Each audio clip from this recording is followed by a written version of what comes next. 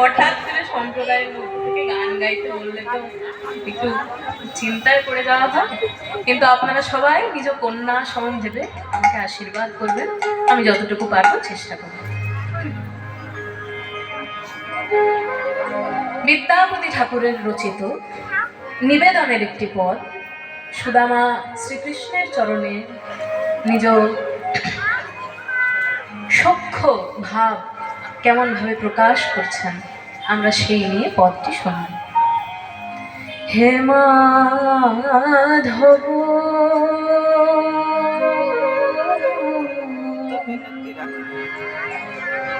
বহুত মিনতি করুত,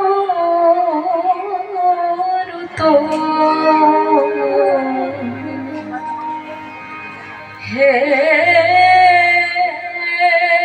মাধব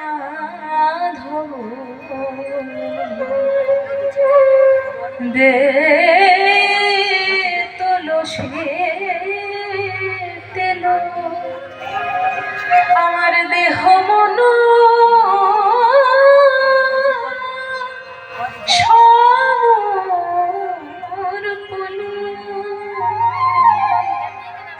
দয়া জানি ছোড়াবে মন আমার গলইতে দোষ গনলেশ না পাবে, গনইতে দোষ